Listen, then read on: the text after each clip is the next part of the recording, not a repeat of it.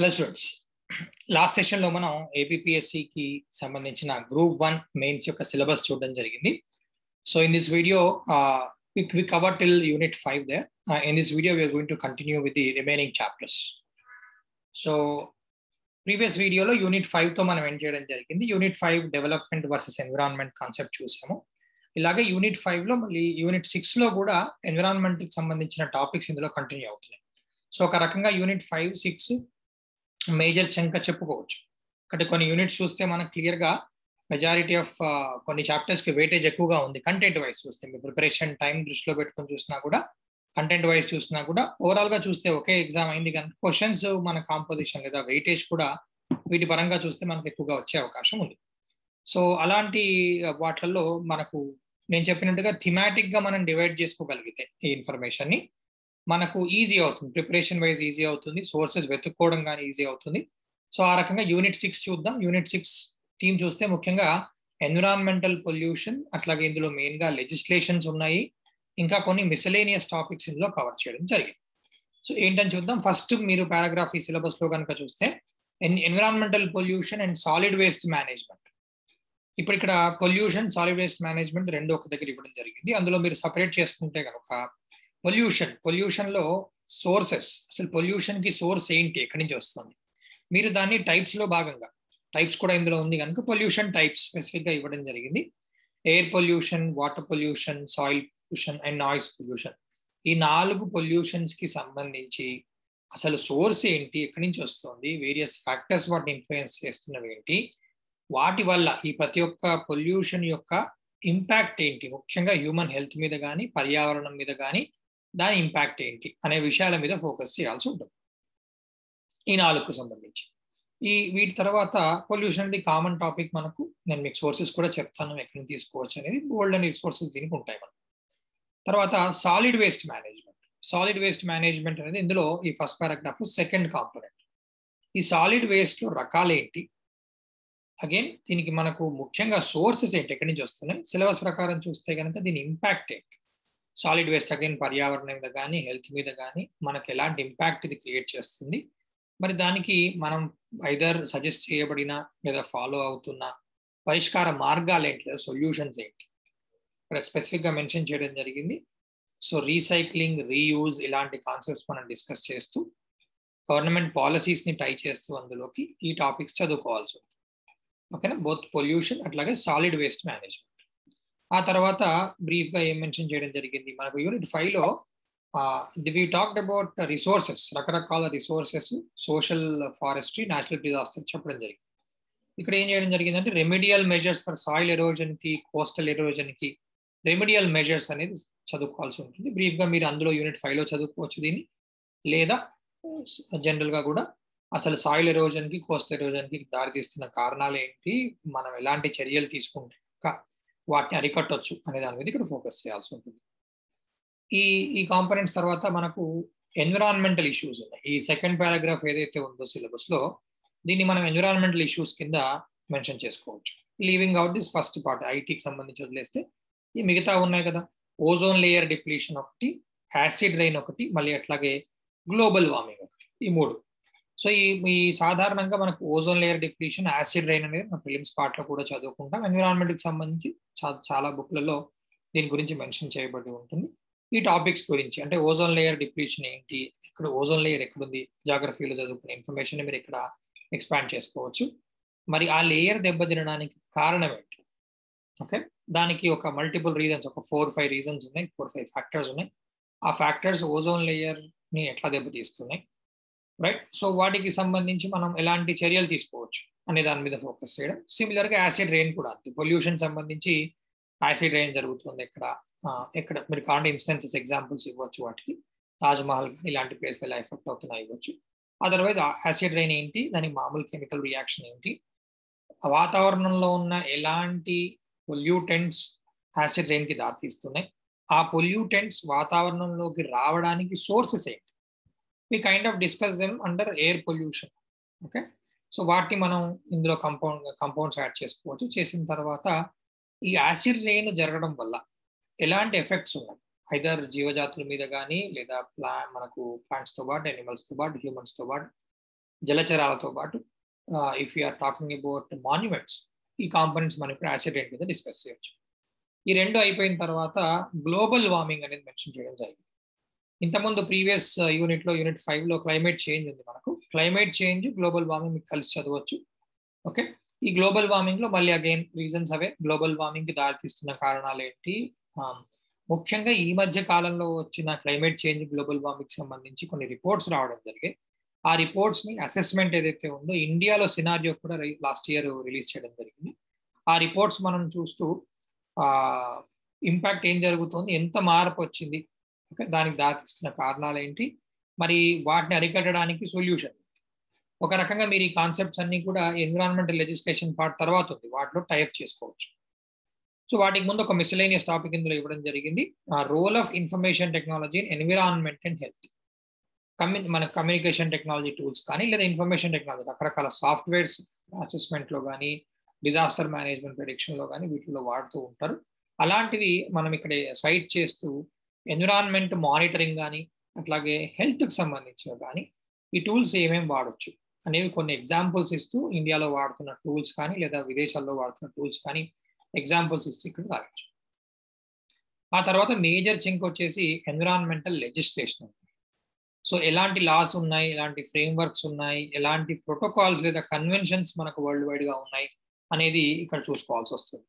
So మీరు ఇక్కడ note చేసుకుంటే కనుక స్పెసిఫిక్గా డైరెక్ట్గా మెన్షన్ చేయబడింది ఇంటర్నేషనల్ లా ఉంది, మోంట్రియాల్ ప్రోటోకాల్ ఉంది, క్యోటో ప్రోటోకాల్ ఉంది. ఈ వేటికి సంబంధించిన వేటిని అరికట్టడానికి ప్రోటోకాల్స్ ఎక్కడ స్టార్ట్ చేయడం జరిగాయి, ఏ కంట్రీస్ అప్రాక్సిమేట్గా ఇందులో ఇన్వాల్వ్ అయి ఉన్నాయి, వాటి మ్యాండేట్స్ ఏంటి, ఇలాంటివన్నీ ఇందులో కవర్ చేయాల్సి ఉంటుంది. అట్లాగే యుఎన్ఎఫ్సిసి, సో ఇది కన్వెన్షన్ ఆన్ క్లైమేట్ చేంజ్ అంటాం యునైటెడ్ నేషన్స్ యొక్క దీన్ని. మళ్ళీ అట్లాగే బయోడైవర్సిటీకి సంబంధించి సైట్స్ ఒకటి, ఇవి ఇంటర్నేషనల్గా జరిగేవి. అవి కాకుండా ఇండియాలో జరిగేవి, ఇండియాలో ఏంటి ఈపీ యాక్ట్ ఉంది, ఎన్విరాన్మెంటల్ ప్రొటెక్షన్ యాక్ట్ ఉంది, 1996లో లాంచ్ చేశారు. అలాగే ఫారెస్ట్ కన్జర్వేషన్ యాక్ట్ ఉంది, వైల్డ్ లైఫ్ ప్రొటెక్షన్ యాక్ట్ ఉంది, దీంతో పాటు బయోడైవర్సిటీ బిల్ ఆఫ్ ఇండియా. ఇవి వీటితో పాటు మన కాన్ఫరెన్స్ ఆఫ్ పార్టీస్ 21 COP21 వీటికి ఎన్విరాన్మెంట్కి సంబంధించి సస్టైనబుల్ గోల్స్ ఎన్ని ఉన్నాయి, వాటి ప్రాధాన్యత ఏంటి, వేటికి సంబంధించింది. Okay, plus national disaster management policy 2016. మీరు కావాలంటే పాలసీని డిజాస్టర్తో పాటుగా ఇక్కడ చదవచ్చు యూనిట్ 5లో, లేదా యూనిట్ 6లో సపరేట్గా నేషనల్ డిజాస్టర్ మేనేజ్మెంట్ పాలసీ ఉంది. అందులో కీ ఫీచర్స్ ఏంటి, క్రిటికల్గా కూడా అంటే అందులో ఉన్న సమస్యలు ఏంటి కూడా క్రిటిక్స్ దొరుకుతాయి మీకు దానికి సంబంధించి న్యూస్ పేపర్లలో. అలాంటి వాటిని కూడా నోట్ చేసుకుంటే క్వశ్చన్ డిఫరెంట్ డైమెన్షన్స్లో ఇచ్చినా కూడా మీరు రాసేటట్టుగా ప్రిపేర్ అవ్వచ్చు. ఓకే, తర్వాత వీటితో పాటు డిజాస్టర్ మేనేజ్మెంట్ ఇనిషియేటివ్స్ ఇండియాలో ఏం తీసుకున్నారు, ఎలాంటి సంస్థలను స్థాపించడం జరిగింది, మనకు డిజాస్టర్స్ జరుగుతుంటే ఎక్కడి నుంచి మనకు హెల్ప్ వస్తుంది, ఈ వీటికి సంబంధించిన ఆ సంస్థలు ఇన్స్టిట్యూషన్స్ ముఖ్యంగా ఇక్కడ మీరు మెన్షన్ చేయాల్సి ఉంటుంది. ఇలా మనకు environmental pollution, solid waste management first పారాగ్రాఫ్లో, ఆ తర్వాత particular categories of environmental issues, IT role, environmental legislations వచ్చేవరకు స్పెసిఫిక్గా ఈ కాంపోనెంట్స్ అన్నీ ఉంటాయి. ఇవి కాకుండా మనకు బాటంలో కొన్ని మిస్లేనియస్ టాపిక్స్ ఇవ్వడం జరిగింది. మిల్క్ సంబంధించిన వైట్ రెవల్యూషన్, అగ్రికల్చర్ సంబంధించిన గ్రీన్ రెవల్యూషన్. ఇందులో గ్రీన్ రెవల్యూషన్ 1, గ్రీన్ రెవల్యూషన్ 2 ఈ రెండు కూడా చాలా ఇన్ఫర్మేషన్ మనకు వీటికి దొరుకుతుంది. ఒక బ్రీఫ్ సమ్మరీ నోట్ చేసుకోవాల్సి ఉంటుంది. థర్డ్ది గ్రీన్ ఫార్మసీ, దీనికి చాలా తక్కువ కంటెంట్ ఉంటుంది. గ్రీన్ ఫార్మసీకి మీకు ఆన్లైన్లో కొన్ని ఆర్టికల్స్ దొరుకుతాయి.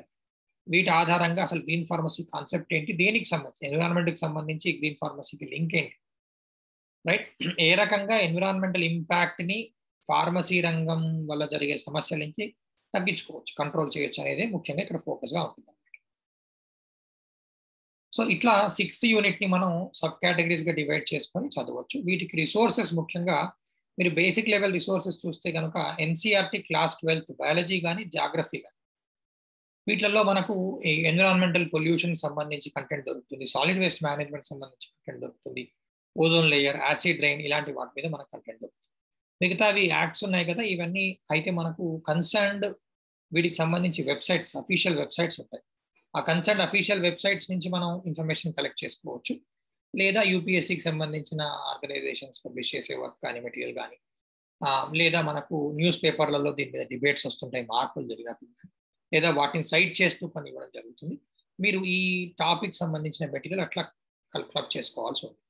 లేదు లాస్ట్ టైం మనం యూనిట్ 5కి చూసినట్టుగా శంకర్ ఐఏఎస్ సంబంధించిన ఎన్విరాన్మెంట్ బుక్ ఉంది కదా, అందులో కూడా చాలా మంది స్టూడెంట్స్ ఇందులో రిఫర్ చేస్తూ ఉంటారు. అట్లా online resources environment book by Shankar IAS, మళ్ళీ అట్లాగే ఎన్సీఆర్టీ క్లాస్ 12 బయాలజీ జాగ్రఫీ బుక్లలో, ప్లస్ న్యూస్ పేపర్స్ ఆర్టికల్స్లలో కొన్ని కరెంట్ స్టాటిస్టిక్స్ తీసుకుంటూ నేను చెప్పినట్టుగా కొన్ని రిపోర్ట్స్ ఉన్నాయి గ్లోబల్ వార్మింగ్ సంబంధించి, క్లైమేట్ చేంజ్ సంబంధించి. అలాంటి రిపోర్ట్స్ని ఆధారంగా తీసుకుని ఒక కాంప్రహెన్సివ్ మెటీరియల్ దీన్ని తయారు చేసుకోవాల్సి ఉంటుంది. This is about unit 6 environment. ఇట్లా యూనిట్ 5 యూనిట్ 6తో మనకి ఎన్విరాన్మెంట్కి సంబంధించిన కంటెంట్ మనకు ప్రిపరేషన్ అయిపోవాల్సి. Unit 7 theme where. యూనిట్ 7 ఏంటి? This is about nano technology, biotechnology, ఇంకా కొన్ని మిస్సలేనియస్ టాపిక్స్ ఇందులో మిక్స్ చేయడం జరిగింది. సో ఏంటవి? ఇప్పుడు what they are asking about is nano technology. First component nano technology తీసుకుందాం. నానో టెక్నాలజీ యొక్క నేచర్ ఏంటి, స్కోప్ ఏంటి, ఈ రెండు ఎలాంటి మెటీరియల్స్ వాడతారు, ఎప్పుడు ప్రారంభమైంది, ఎలాంటి ఏరియాలలో ఫీల్డ్లలో మనం దీని పొటెన్షియల్ యూజ్ ఉంది లేదా రీసెర్చ్ జరుగుతుంది, ఇలాంటివన్నీ మనం నేచర్ అండ్ స్కోప్లో చదువుకోవాల్సి ఉంటుంది. So key basic background understanding ఈ కాంపోనెంట్స్లో వచ్చేస్తాయి. తర్వాత అవి అర్థమైన తర్వాత మనకు అప్లికేషన్స్, ఏ రంగాలలో నానో టెక్నాలజీ అప్లికేషన్స్ మనం కరెంట్లీ చూస్తున్నాం, వీలైనన్ని డైవర్స్ ఏరియాలలో ఇవి ప్రిపేర్ అవ్వండి.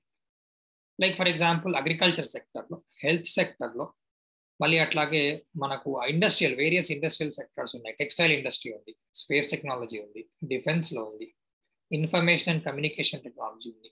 ఇలా ఒక ఆల్మోస్ట్ మనకు 7-8 మినిమం 7 నుంచి 8 రంగాలు, ఎన్విరాన్మెంట్, ఎనర్జీ, వీటికి సంబంధించిన రకరకాల రంగాలలో ఆల్మోస్ట్ ప్రతి ఫీల్డ్లో నానో టెక్నాలజీ అప్లికేషన్స్ మనం చూడొచ్చు. వీటికి కొన్ని 100 ఎగ్జాంపుల్స్ మీకు దొరుకుతాయి. కనుక ఏంటంటే కరెక్ట్గా ఈ కోర్ థీమ్స్ కనీసం ఒక 6 డిఫరెంట్ ఏరియాస్లలో మీరు ఒక 4 ఎగ్జాంపుల్స్ నోట్ చేసుకుంటూ, వీలైతే ఇండియన్ ఎగ్జాంపుల్స్ కొన్ని సైట్ చేసుకుంటూ అప్లికేషన్స్ నోట్ చేసుకుంటూ, క్వశ్చన్ ప్రత్యేక రంగంలో అడిగినా మీరు రాసేటట్టుగా ఉంటుంది, దాన్ని ఎక్స్పాండ్ చేస్తూ, లేదా ఇన్ జనరల్గా అడిగినా కూడా మీరు రాసేటట్టు స్కోప్ ఉంటుంది. అలా అప్లికేషన్స్ ప్రిపేర్ అవ్వచ్చు. టెక్స్ట్ బుక్ సోర్సెస్ మామూలుగా ఉండవు, కానీ ఆన్లైన్ రిసోర్సెస్ వీటికి చాలా దొరుకుతాయి. తర్వాత ఈ నానో టెక్నాలజీ రంగంలో మనం ప్రస్తుతానికి అనువర్తనాలు లేదా అప్లికేషన్సే కాకుండా కొన్ని కన్సర్న్స్ కూడా రేజ్ అవుతున్నాయి. ఎందుకంటే ఇది కొత్త ఫీల్డ్, మనకు తెలియని విషయాలు, తెలియని సమస్యలు, ముఖ్యంగా కెమికల్స్లో వాడే కెమికల్స్ వల్ల సాధ్యమయ్యే అవకాశం ఉంది. సో వాటి నుంచి పొటెన్షియల్ ప్రాబ్లమ్స్ ఏంటి, ఇంకా వీటికి సంబంధించిన కొన్ని రీసెర్చ్ ఆర్టికల్స్ ఉన్నాయి, వాటి నుంచి మనం కన్సర్న్స్ ఏంటని నోట్ చేసుకోవచ్చు.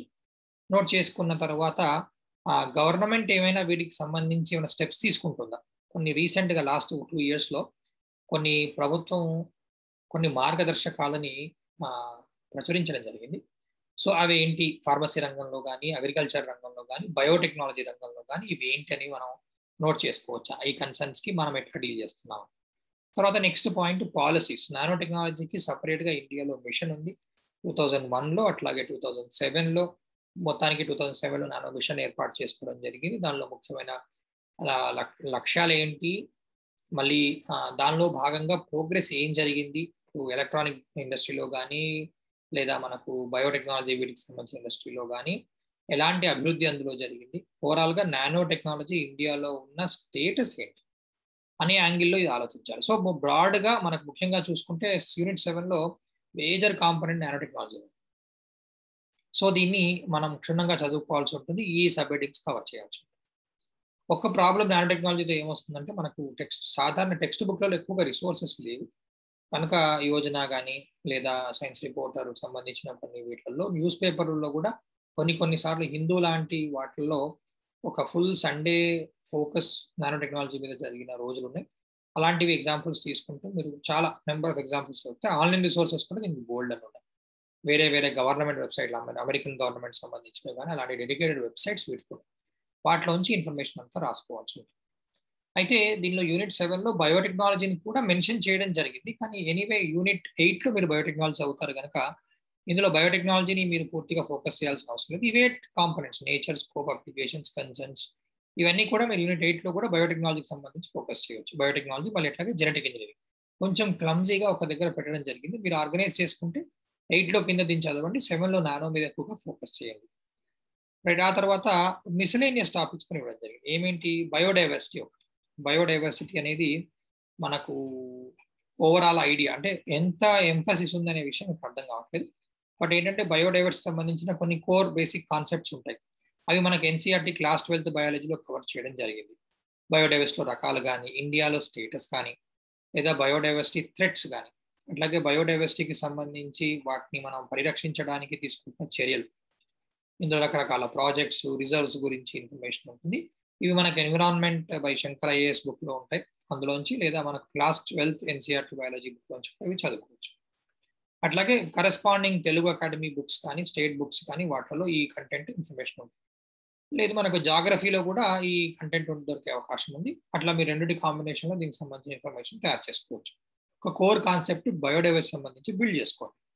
తర్వాత వచ్చిన మిస్లేనియస్ టాపిక్స్ ఫర్మెంటేషన్. ఇంతకుముందు ఉన్న పాత ఏపీఎస్సి సిలబస్లో ఫర్మెంటేషన్ మీద చాలా స్కోప్ ఉండేది, చాలా ఎక్కువ క్వశ్చన్స్ అడిగేవాళ్ళు, చాలా సిలబస్ ఉండేది డీప్గా. అంత డీటెయిల్ అనాలిసిస్ టెక్నికల్గా కొంచెం కాంప్లెక్స్గా ఉండేది, ఈవెన్ టీచర్స్ కానీ స్టూడెంట్స్ కానీ చదవడానికి. ఇప్పుడు ఆ ఫర్మెంటేషన్ చాలా సింపుల్ టాపిక్ వదిలేయడం జరిగింది. ఇక్కడ ముఖ్యంగా అసలు ఫర్మెంటేషన్ ఏంటి, డెఫినేషన్ ఏంటి, రకాలు ఏంటి, అందులో కొంతమంది సైంటిస్టులు మేజర్గా దీన్ని కంట్రిబ్యూట్ చేయడం జరిగింది, వాళ్ళ గురించి అడగడం కానీ, ఇండస్ట్రియల్ ఉపయోగాలు ఏంటి, ఇలాంటివన్నీ కూడా మీరు ఫర్మెంటేషన్ పార్ట్లో నోట్ చేసుకోవాల్సి ఉంటుంది. ఆ తర్వాత ఉన్న ఈ మిస్లేనియస్ టాపిక్ వచ్చేసి immuno diagnostic techniques. Immuno diagnostics అనేది ఒక రకంగా మీరు దీనికి సంబంధించిన కొన్ని కాన్సెప్ట్స్ యూనిట్ 8లో చదువుతారు. అయితే అక్కడ లేదంటే ఇక్కడ కరెంట్ ఐడియాలు గుర్తుపెట్టుకోండి. ఏది COVID-19 సంబంధించి రకరకాల డయాగ్నాస్టిక్స్ గురించి వింటున్నాము. ఆర్టీపీసీఆర్ కావచ్చు, ర్యాపిడ్ టెస్ట్ కావచ్చు, ఇంకా ఎన్నో ఎలైజా కావచ్చు. ఇక్కడ వాటిని ఎగ్జాంపుల్స్గా తీసుకుంటూ బేసిక్ అసలు ఇమ్యూనో డయాగ్నాస్టిక్స్ ఎట్లా పనిచేస్తాయి, అందులో ఎలాంటి కాంపోనెంట్స్ని మనం ఇన్ఫెక్షన్స్ని డిటెక్ట్ చేయడానికి వాడతాం, యాంటీజెన్స్నో, యాంటీబాడీస్నో, న్యూక్లియిక్ మెటీరియల్నో, ఇలాంటివి మనం డిటెక్ట్ చేయడానికి వాడతాం ప్యాథోజన్స్. కొన్ని ఇండైరెక్ట్ మెథడ్స్ కూడా ఉన్నాయి. ఇలా ట్రెడిషనల్ మెథడ్స్, మోడర్న్ మెథడ్స్, కొన్ని ఎగ్జాంపుల్స్. ఇక్కడ ఎలాంటి ఇన్ఫెక్షన్ అని క్లాస్ 12th బయాలజీలో కూడా బ్రీఫ్గా వీటి గురించి రాసింది ఇమ్యూనిటీ అనే చాప్టర్లో, వాటిలో నుంచుకొని నోట్ చేసుకోవచ్చు. ఇట్లా యూనిట్ 7 అనేది చిన్న చాప్టర్ రిలేటివ్లీ. ఇందులో ముఖ్యంగా నానో టెక్నాలజీ, కొన్ని మిస్లేనియస్ టాపిక్స్ ఇందులో చదవండి. సోర్సెస్ చెప్పాను కదా మనకు నానో టెక్నాలజీ గురించి. ఇంకా మీకు మిషన్ ఇలాంటివి కావాలంటే డిఎస్టీ వెబ్సైట్లో మిషన్ సంబంధించిన డీటెయిల్స్ ఉంటాయి, లేదా పిఐబిలో నానో టెక్నాలజీ సంబంధించిన మిషన్స్ గురించి ఇన్ఫర్మేషన్ ఉంది. మళ్ళీ అట్లాగే ఈ బయోడైవర్సిటీ ఇలాంటివి మనకు ఎన్సీఆర్టీ 12th నుంచి తీసుకోవాల్సి ఉంది. ఫర్మెంటేషన్ కూడా మనకి ఎన్సీఆర్టీ బేసిక్ బుక్స్లలో దొరికిపోతుంది బ్రీఫ్ కాన్సెప్ట్, లేదా ఇది చాలా వెల్ ఎస్టాబ్లిష్డ్ ఓల్డ్ టెక్నాలజీ కనుక మనకు ఈజీగా ఇన్ఫర్మేషన్ దొరుకుతుంది. ఇలా మీరు యూనిట్ 7ని ఎక్కువ టైం స్పెండ్ చేయాల్సిన అవసరం లేకుండా ప్రిపేర్ అవ్వచ్చు.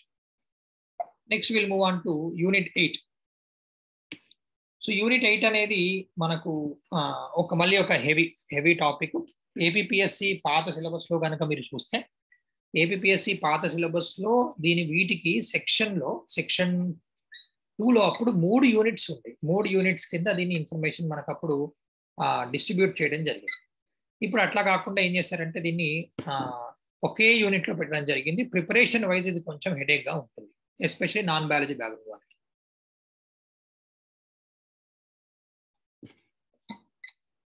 అయితే దీన్ని 3 థీమ్స్గా పాత సిలబస్లో ఎట్లాగుందో అట్లాగా డివైడ్ చేసుకోండి, మీ ప్రిపరేషన్ ఈజీ అవుతుంది. ఆ 3 థీమ్స్ ఇందులో ఏంటి? ఒకటి హ్యూమన్ డిసీజెస్. ఫస్ట్ వన్ వచ్చేసి హ్యూమన్ డిసీజెస్. ఇందులో అసలు ఇన్ఫెక్షన్ కాజింగ్ ఏజెంట్స్ ఏంటి 4 మెన్షన్ చేయడం జరిగింది. Bacteria, virus, protozoa, fungus.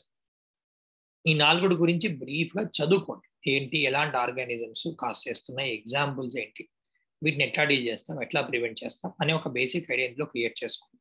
ముఖ్యంగా బ్యాక్టీరియాకి, ఫంగస్కి, వైరస్కి మనకు ఎనఫ్ ఎగ్జాంపుల్స్ ఇందులో డీటెయిల్గా చదువుకోవాలని ఇవ్వడం జరిగింది. సెలెక్టెడ్ ఇన్ఫెక్షన్స్ గురించి అంటే 9 ఇన్ఫెక్షన్స్ ఇచ్చారు. అందులో ఇప్పుడు డయేరియా, డిసెంట్రీ, కలరా, టీబీ, ముఖ్యంగా బ్యాక్టీరియా సంబంధించిన ఇన్ఫెక్షన్స్. ఇప్పుడు కొన్ని వైరసెస్ ఇవి కాజ్ చేస్తాయి డయేరియా లాంటివి, కానీ మిగతావి focus seems to be mostly on the bacterial side. తర్వాత మలేరియా ఒక్కటి మనకు ప్రోటోజోవన్ ఇన్ఫెక్షన్, ఇది మనకు ఎన్సీఆర్టీ 12th బయాలజీలో దొరికిపోతుంది. తర్వాత viral infections like HIV, encephalitis, chikungunya, bird flu, ఈ 4 వైరల్ ఇన్ఫెక్షన్స్. సో మీరు ఈ బ్యాక్టీరియా, వైరస్ కింద ఈ ఎగ్జాంపుల్స్లో చదివిన సమ్మరీని గుర్తుపెట్టుకొని ఆన్సర్స్ చేయగలుగుతారు. ఒకటి ఏంటంటే బ్యాక్టీరియా, వైరస్ కంపారిజన్ ఇలాంటివి అడిగితే కొంచెం అనలిటికల్గా చదవాల్సి ఉంటుంది. సో ఈ కాంపనెంట్స్ తర్వాత ఇవి మేజర్గా నాన్ బయాలజీ బ్యాక్గ్రౌండ్ వల్ల కొంచెం హెడేక్ అవుతుంది. మీరు దీన్ని ఎన్సీఆర్టీ బయాలజీ బుక్లోనూ కొన్ని ఉన్నాయి, మలేరియా లాంటివి ఉన్నాయి. ఇంకా మిగతావి WHO మనకి ఇన్ఫర్మేషన్ సమ్మరీస్ దొరుకుతాయి, అవి కానీ, లేదా CDC మన మలేరియా కాదు, CDC US వెబ్సైట్లో నుంచి దొరుకుతాయి. లేదా vector borne disease control programme ఇండియాలో ఉంది, ఆ వెబ్సైట్లో కూడా మనకి కొన్ని డిసీజెస్ సంబంధించి ఇన్ఫర్మేషన్ ఉంది. ఎన్సెఫలైటిస్ సంబంధించి, జపనీస్ ఎన్సెఫలైటిస్ కానీ, మలేరియా కానీ, అట్లాంటి సోర్సెస్లో నుంచి కూడా మీరు చదువుకోవచ్చు. ఓకే, సో వీటికి సోర్సెస్ చాలా ఉంటాయి, అర్థం చేసుకోవడం, సింప్లిఫై చేసుకోవడంలోనే ప్రాబ్లం ఉంటుంది. ఓకే, సో వాటి తర్వాత మనకు బయోటెక్నాలజీ పార్ట్ నెక్స్ట్. మనం 7th కాకుండా ఇక్కడ చదువుకుందాం అనుకున్న కాంపోనెంట్స్ ఏంటంటే బయోటెక్నాలజీ జీఈకి సంబంధించి కాన్సెప్ట్స్ అన్ని, స్కోప్ ఏంటి, నేచర్ ఆఫ్ బయోటెక్నాలజీ ఏంటి, రకరకాల ఫీల్డ్లలో అప్లికేషన్స్ ఏంటి. ముఖ్యంగా ఇక్కడ జెనెటిక్ ఇంజనీరింగ్ గురించి రాయడం జరిగింది. జెనెటిక్ ఇంజనీరింగ్లో కాన్సెప్ట్స్ చదివితే మనకు క్లాస్ 12th బయాలజీ బుక్లో బేసిక్స్ ఉన్నాయి, కొంచెం కాంప్లెక్స్గా ఉంటాయి. మీరు ఆ డీటెయిల్డ్గా ఉన్న కంటెంట్ అవసరం లేకుండా సూపర్ఫిషియల్గా అందులో చదివితే సరిపోతుంది.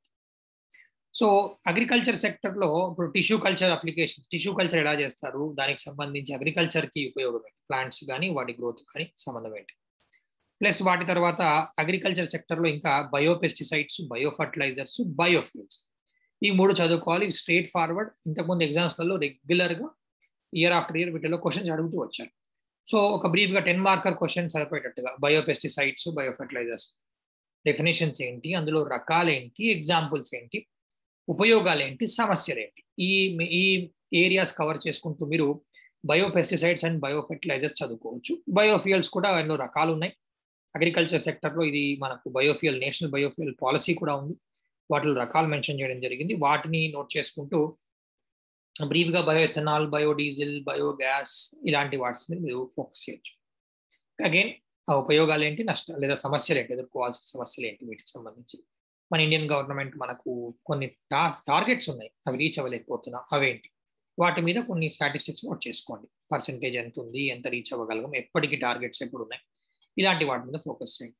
సో అట్లాగే జిఎం క్రాప్స్, అగ్రికల్చర్ సంబంధించి జెనెటికల్ ఇంజనీరింగ్ తర్వాత మీరు ఎగ్జాంపుల్స్ నోట్ చేసుకుంటారు. మెయిన్ జిఎం క్రాప్స్ ఎక్కువగా లేవు, బీటీ క్రాప్స్ ఉన్నాయి, మన దగ్గర జిఎం మస్టర్డ్ ఉంది, ఓల్డ్ ఎగ్జాంపుల్ గోల్డెన్ రైస్ ఉంది. అలాంటివి మీరు ఇంతకుముందు అలాగే ఎగ్జామ్లో గోల్డెన్ రైస్ గురించి అలా అడగడం జరిగింది.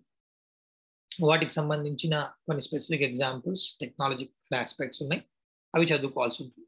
వాటి తర్వాత ఎనిమల్ హస్బెండరీ, ఇది ఎన్సీఆర్టీ 12th బయాలజీలో దొరుకుతుంది, చాలా సింపుల్గా ఉంటుంది.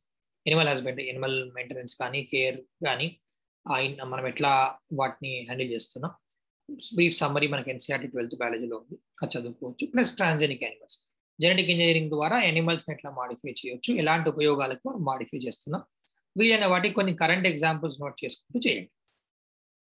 ఓకే, తర్వాత ఈ కాంపనెంట్, బయోటెక్నాలజీ కాంపనెంట్ అయిన తర్వాత మీరు ఇష్యూస్, వీటికి ఈ అగ్రికల్చరే కాకుండా కొన్ని మేజర్ అప్కమింగ్ ఇష్యూస్ ఉన్నాయి, upcoming technologies, stem cell technology కానీ, డిఎన్ఏ ఫింగర్ ప్రింటింగ్ కానీ, ఐవీఎఫ్ కానీ, మళ్ళీ అట్లాగే డిజైనర్ బేబీ కాంట్రవర్సీ కానీ, అలాంటి వాటి మీద కూడా ఫోకస్ చేయండి. సిలబస్లో స్పెసిఫై చేయకపోయినా కూడా ఇలాంటి క్వశ్చన్స్ అడుగుతూ ఉన్నారు ఎగ్జామ్.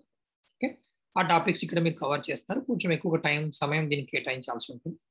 థర్డ్ వన్ వచ్చేసి వ్యాక్సిన్స్ కింద ఇప్పుడు COVID-19 టైంలో చాలా ప్రాధాన్యత సంతరించుకుంది. సో దానిలో మనకు ఫస్ట్ ఇమ్యూనిటీ బేసిక్స్ నేర్చుకోండి. ఎన్సీఆర్టీ 12th బయాలజీలో ఈ బేసిక్స్ ఉంటాయి. ఇమ్యూనిటీ బేసిక్స్ నేర్చుకున్న తర్వాత అసలు వ్యాక్సిన్స్ ఏంటి, అందులో ట్రెడిషనల్ వ్యాక్సిన్స్, మోడర్న్ వ్యాక్సిన్స్ ఏంటి, ఎగ్జాంపుల్స్, కోవిడ్ ఎగ్జాంపుల్స్తో ప్రిపేర్ అవ్వండి. కోవిడ్ కానీ పాత వెల్ నోన్ ఎగ్జాంపుల్స్ ఉన్నాయి, అవి రెండు కంబైన్ చేసుకుంటూ ప్రిపేర్ అవ్వండి. వ్యాక్సిన్స్ ఎట్లా పనిచేస్తాయి, వాటి వల్ల సైడ్ ఎఫెక్ట్స్ ఏంటి, రకాలు ఏంటి, ఇవి చదువుకున్న తర్వాత మనకు ప్రొడక్షన్లో వ్యాక్సిన్ సంబంధించి ఇంతకుముందు traditional vaccine production, modern vaccine ఉండేది. ఇప్పుడు they are limiting to modern vaccine production. Modern వ్యాక్సిన్లో స్పెసిఫిక్గా హెపటైటిస్ అని మెన్షన్ చేయడం జరిగింది. హెపటైటిస్ బి వ్యాక్సిన్ గురించి మోడర్న్ వ్యాక్సిన్ ఎగ్జాంపుల్గా మీరు చదవచ్చు. దీనికి సంబంధించిన ఇన్ఫర్మేషన్ ఆన్లైన్ రిసోర్సెస్ వెతకాల్సి ఉంటుంది, వాటిని బట్టి రాయండి. ఇంకా ఈ సోర్సెస్ చెప్పినవి కాకుండా మీకు న్యూస్ పేపర్లో, హిందూలో, డౌన్ టు ఎర్త్లో జిఎం క్రాప్స్కి సంబంధించినవి కానీ, లేకపోతే ఇప్పుడు మనం తీసుకుంటున్న మెజర్స్ కానీ, బయోటెక్నాలజీ వల్ల ఉత్పన్నమవుతున్న సమస్యలు కానీ కొన్ని డిస్కస్ చేస్తున్నారు, మీరు వాటిని కూడా రిసోర్స్గా వాడచ్చు. ఇలా యూనిట్ 8 ఎక్కువ టైం కేటాయించాల్సి ఉంటుంది. 5, 6 తర్వాత దీన్ని కరెక్ట్గా ప్రిపేర్ అయితే ఎక్కువ క్వశ్చన్స్ వచ్చే అవకాశం ఉంది. ఇంకా లాస్ట్ యూనిట్ వచ్చేసి యూనిట్ 9. యూనిట్ 9 అనేది కొత్తగా యాడ్ చేసింది, పాత ఏపీపీఎస్ సిలబస్లో ఇది లేదు. ఓకే, లాస్ట్ ఇయర్, అంతకుముందు ఇయర్ ఏపీపీఎస్ సిలబస్ మార్చారు కదా, అప్పుడు ఇందులో ఇది ఇంక్లూడ్ చేయడం జరిగింది. సో ఇంటలెక్చువల్ ప్రాపర్టీ రైట్స్ లేదా మేధో సంపత్తి హక్కులు, ఇంటలెక్చువల్ ప్రాపర్టీ రైట్స్ ఆర్ మేధో సంపత్తి హక్కులు ప్లస్ సైన్స్ ప్రమోషన్, 2 టాపిక్స్ ఇందులో ఉన్నాయి. అయితే ముఖ్యంగా ఇంటెలెక్చువల్ ప్రాపర్టీ రైట్స్ మీద ఇష్యూస్ మీద ఎక్కువ ఫోకస్ చేస్తున్నట్టుగా కనిపిస్తోంది. బట్ ఎనీవే మీకు అది అర్థం చేసుకోవాలన్నా కూడా ఐపీఆర్‌లో రకాలేంటి? మేధో సంపత్తి హక్కులో రకాలేంటి? వీటికి సంబంధించి ఇష్యూస్ ఏమున్నాయి? రీసెంట్‌గా ఇండియాలో కొన్ని కేస్ స్టడీస్ ఇప్పుడు మనకు చూస్తే గనక FC5 పొటాటో సంబంధించిన రైతులకు పొటాటో ఫార్మర్స్‌కి మళ్ళీ కంపెనీకి మధ్య జరిగిన డిబేట్ ఉంది పెప్సికో. దానికి సంబంధించిన డిబేట్ ఏంటి? మళ్ళీ అట్లాగే మనకు కొన్ని పర్టిక్యులర్ ఇండిజినియస్ టెక్నాలజీస్‌ని ఇండిజినియస్‌గా డెవలప్ అయిన కంపెనీస్‌ని బయోపైరసీ రూపంలో కావచ్చు, విదేశాలు వాటిని రైట్స్ తీసుకుంటున్నాయి. సో వాటికి ఇండియన్ గవర్నమెంట్ పోరాడుతుంది. వాటికి సంబంధించి కొన్ని డేటాబేసెస్ అవి తయారు చేయడం జరిగింది. అలాంటి వాటి గురించి, కంపల్సరీ లైసెన్సింగ్ గురించి, ఇలాంటి కొన్ని ప్రధానమైన సమస్యలు ఇందులో ఉన్నాయి. ఒక 4, 5 టాపిక్స్ దొరుకుతాయి మీకు. వాటి మీద ఫోకస్ చేసి ఇష్యూస్ చదువుకోవచ్చు. ఆ తర్వాత పాలసీ ఫ్రేమ్‌వర్క్. ఇండియాలో ఐపీఆర్ పాలసీ నేను ఇంట్రడ్యూస్ చేయడం జరిగింది. దానిలో ముఖ్యాంశాలు ఏంటి? అందులో ఉన్న సమస్యలు ఏంటి? అది ఎట్లా ఉపయోగపడుతుంది? వీటి మీద మీరు ఐపీఆర్‌లో ఫోకస్ చేయాల్సి ఉంటుంది. ఇవి కాకుండా సెకండ్ కాంపోనెంట్ వచ్చేసి promotion of science. Promotion of సైన్స్‌లో ఏపీలో ఎలా జరుగుతుంది? ఇండియాలో ఎలా జరుగుతుందని అడిగారు. ఇండియాలో అయితే మనకు రకరకాల కనీసం ఒక 10, 12 ప్రోగ్రామ్స్, పథకాలు విమెన్ రిలేటెడ్ ఉన్నాయి. యంగ్ సైంటిస్ట్ సంబంధించిన పథకాలు ఉన్నాయి. సైన్స్ కాంగ్రెస్ చేస్తూ ఉన్నాము. మళ్ళీ అట్లాగే సీడ్ ఫండింగ్ అని, రిక్రూట్మెంట్ ఇంటర్నేషనల్‌గా మనం నెక్స్ట్ జనరేషన్ హ్యూమన్ రిసోర్సెస్ తయారు చేసుకోవడానికి పీహెచ్‌డీ ప్రోగ్రామ్స్, ఇంటర్నేషనల్ స్కాలర్‌షిప్స్ ఉన్నాయి. ఇలా రకరకాల ప్రోగ్రామ్స్ ఉన్నాయి వీటికి సంబంధించి. ముఖ్యంగా department of science and technology కింద చాలా వరకు ఈ ప్రోగ్రామ్స్ వస్తాయి. మీరు అవి నోట్ చేసుకోవచ్చు. ఒక 5, 6 ఎగ్జాంపుల్స్ అయినా మినిమం దీనిలోంచి నోట్ చేసుకోవచ్చు. ఓకే. ఏపీకి వచ్చే వరకు మనకు కొంచెం సమస్య ఎదురవుతుంది. ఎందుకంటే ఏపీలో ప్రత్యేకంగా చాలా సైన్స్ ప్రమోషన్ సంబంధించిన డెడికేటెడ్‌గా ఏమీ లేవు. బట్ కొన్ని ఉన్నాయి. ఏపీ కాస్ట్ అని, లేదా మనకేంటంటే సైన్స్ అండ్ టెక్నాలజీకి సంబంధించి సైన్స్ కాంగ్రెస్ కూడా ఏపీలో జరుగుతుంది. అలాంటివి కొన్ని మీరు నోట్ చేసుకోవచ్చు. బట్ లిమిటెడ్ ఇన్ఫర్మేషన్ ఇందులో ఉంది. వాటి కన్సర్న్ వెబ్‌సైట్స్ ఒకసారి పనిచేస్తున్నాయి, ఒకసారి పనిచేయట్లేదు. మీరు అందులోంచి ఇన్ఫర్మేషన్ నోట్ చేసుకోవచ్చు. ఓకే. ఇలా మనకు యూనిట్ 9 చిన్న టాపిక్. ఈ 2 థీమ్స్‌ను చదవచ్చు. అట్లా మొత్తంగా యూనిట్ 1 నుంచి యూనిట్ 9కి కరెక్ట్‌గా ఒక ప్రణాళిక ప్రకారం ఈ సబ్ టాపిక్స్ అర్థం చేసుకుంటూ, వాటి సోర్సెస్ మీద వర్క్ చేసుకుంటూ గనక సమ్మరైజ్ చేసుకుంటూ, మీకు ముఖ్యంగా మీ బ్యాక్‌గ్రౌండ్‌ని బట్టి ఎక్కడ సమస్య ఎక్కువగా ఉందో వాటి మీద ఎక్కువ ఫోకస్ చేసుకొని ప్రిపేర్ అవుతే డెఫినెట్‌లీ, ఎందుకంటే స్కోప్ ఏపీపీఎస్సీ ఎగ్జామ్‌లో స్కోప్ చాలా ఇచ్చారు. ఈ ఫుల్ పేపర్ ఉంది గనక మీకు ఇంకొక అడ్వాంటేజ్ ఏంటంటే ఈ పేపర్‌లో మార్క్స్ కట్ చేసే అవకాశం తక్కువగా ఉంటుంది. మీరు కరెక్ట్‌గా ఎక్స్‌పెక్టెడ్ పాయింట్స్ గనక రాయగలిగితే మార్క్స్ ఎక్కువ స్కోర్ చేసే సబ్జెక్ట్. అది దృష్టిలో పెట్టుకొని రాయండి. Hopefully this analysis is useful to you. Wish you all the best with your preparation. మీకు మా ఈ కంటెంట్‌కి సంబంధించిన ప్రిపరేషన్‌లో ఏవైనా ఆర్టికల్స్ కానీ, లింక్స్ కానీ, నేను చూపించిన ఇన్ఫర్మేషన్ సంబంధించిన సోర్సెస్ కానీ కావాలనుకుంటే join hour Telegram channel for this information. Shikhar IAS academy Telegram ఛానల్‌లో మీరు వెతకండి, లేదా ఇక్కడ చూపించిన లింక్‌ని మీరు యూజ్ చేసుకున్నా కూడా మీరు దానిలో జాయిన్ అవ్వగలుగుతారు. ఓకే. Thank you everyone.